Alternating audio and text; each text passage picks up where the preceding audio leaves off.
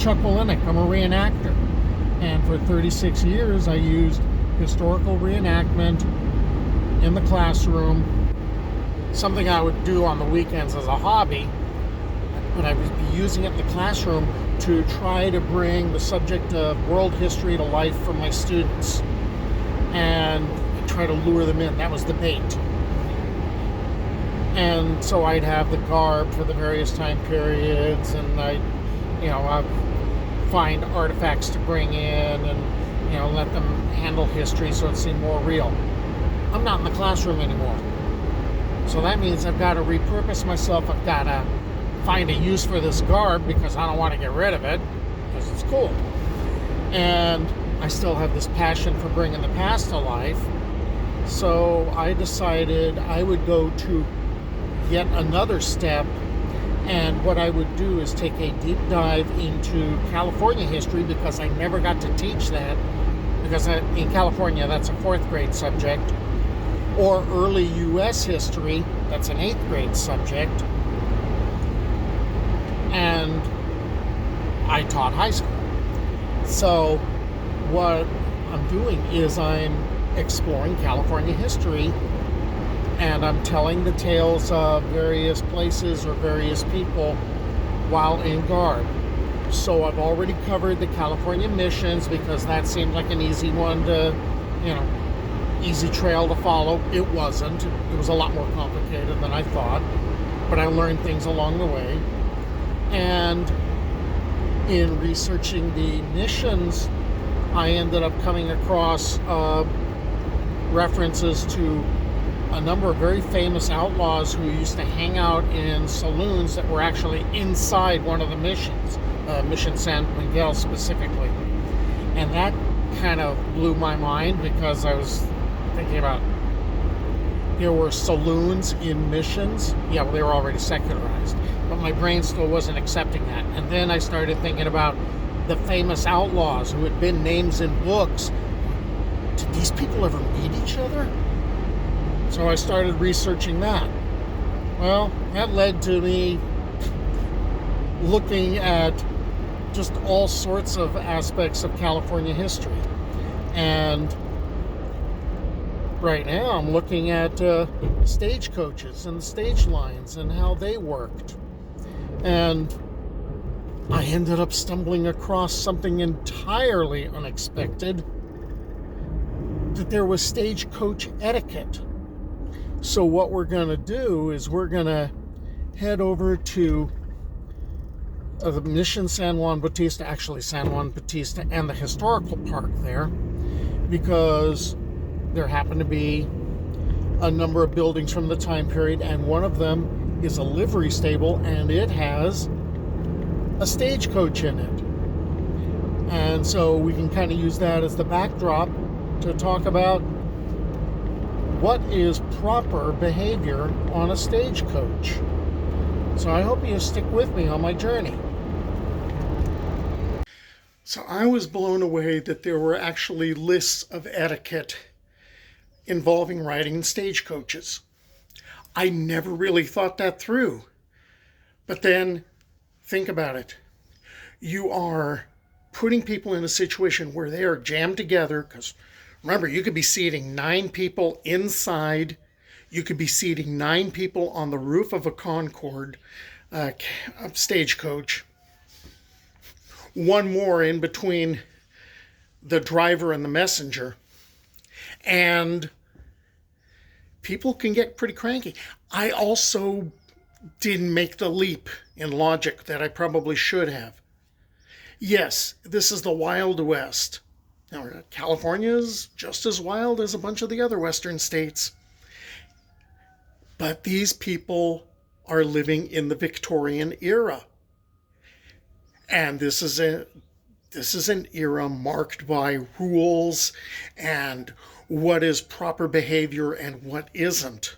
So we have the rules in place so that everyone can just follow them and we can all get along.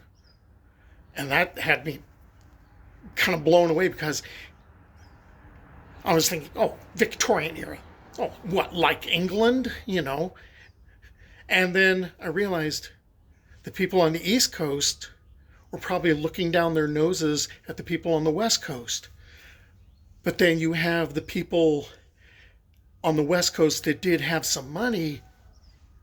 They're going to have pretty high opinions of themselves. So there is a way to behave that is right and proper. So what I did is I started looking at some rules and suggestions for behavior.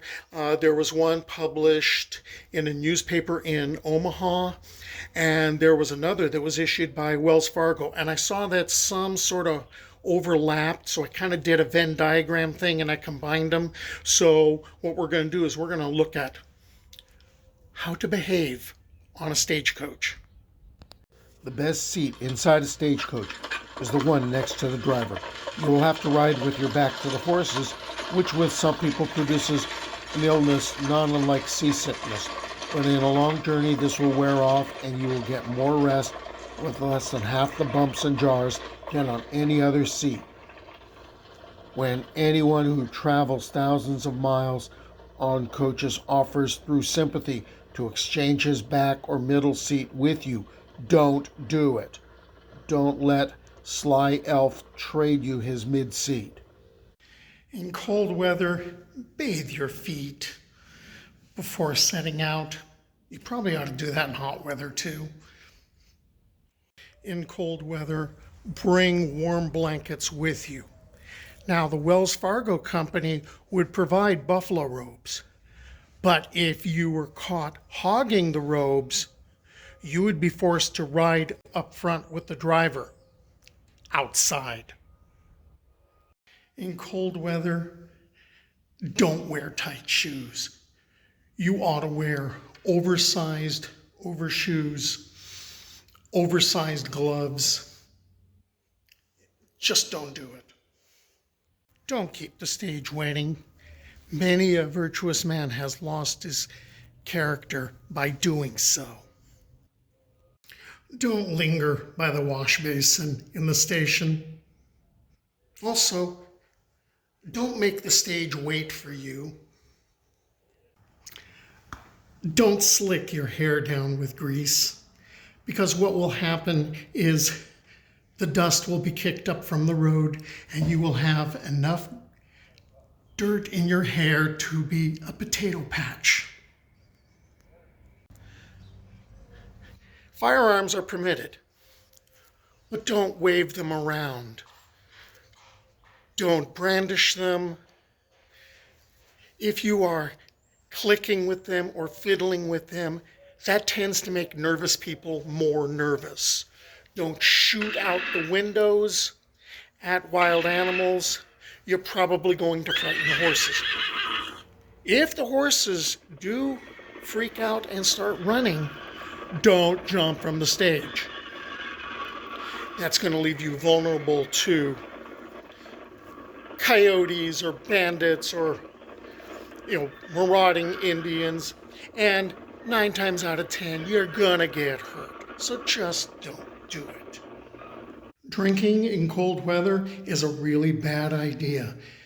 You'll die a lot faster. You'll freeze a lot faster.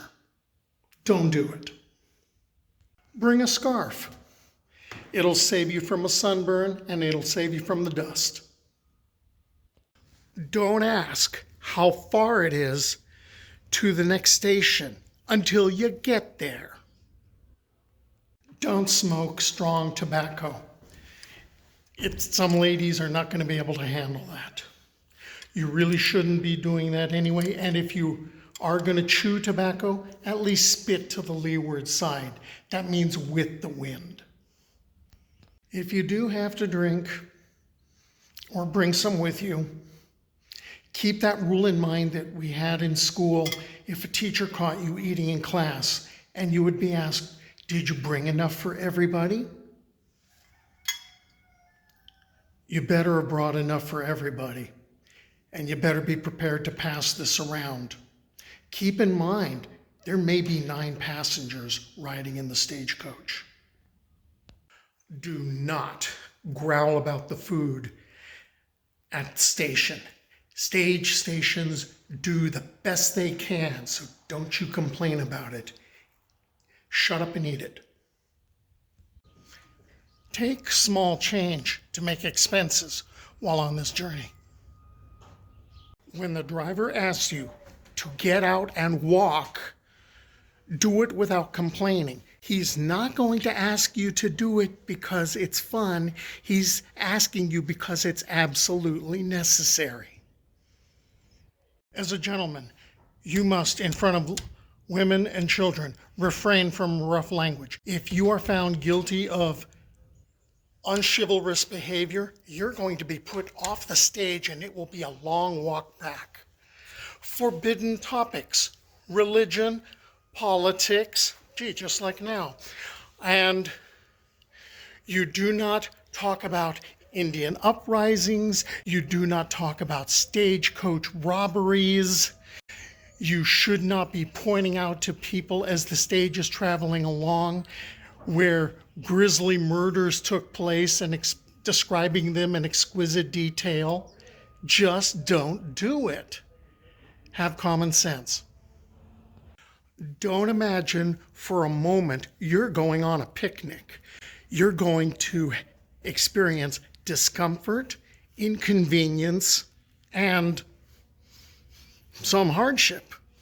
If those things don't happen, thank heaven for it. Okay, still too much stuff because I'm trying to get to the robbery, the very first stagecoach holdup, or at least the first attempted one in California history. So, I hope you stick with me on my journey.